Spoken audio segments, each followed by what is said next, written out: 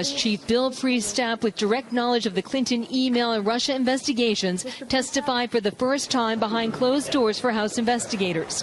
How's it going in there? It's like going to the dentist. Priestap's former #2 FBI agent Peter Strzok was a central player in the Clinton email probe and later removed from the Russia case for anti-Trump bias. Based on testimony and documents, one Republican said Strzok appeared to be running the show. Not only the text messages that we have, but the emails that have been produced to the Oversight and Judiciary Committees. And so while technically that may have been a Bill Priestap call, I think it was more Peter Strzok driven.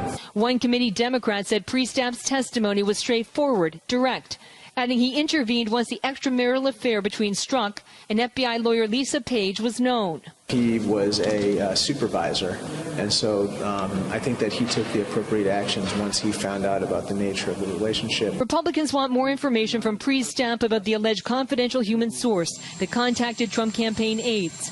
Priestap rarely traveled overseas, and lawmakers pressed him on a May 2016 trip to London and whether it was connected to the Russia probe that Strzok launched 2 months later. Those would be confidential, and I can't really speak to those today. Priestap, along with his former boss, FBI Director James Comey and others, are the subject of the long-awaited Inspector General's report into the FBI's handling of the Clinton emails.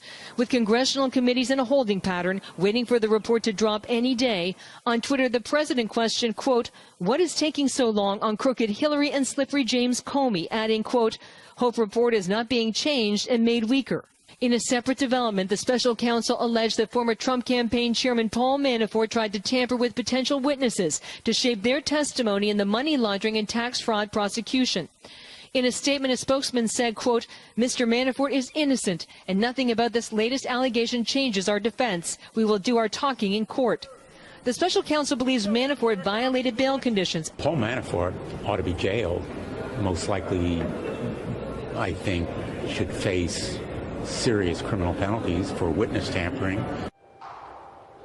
And within the last few minutes, 6.5 hours of closed-door testimony has completed. One lawmaker described Bill Priestap, as extremely cooperative, adding that based on the latest information, so documents, testimony, and other records, it seems clear to them now that FBI agent Peter Strzok played a much greater role than previously known in the Clinton email and the Russia investigations, and they emphasized a greater role than what's indicated in those text messages. Brett.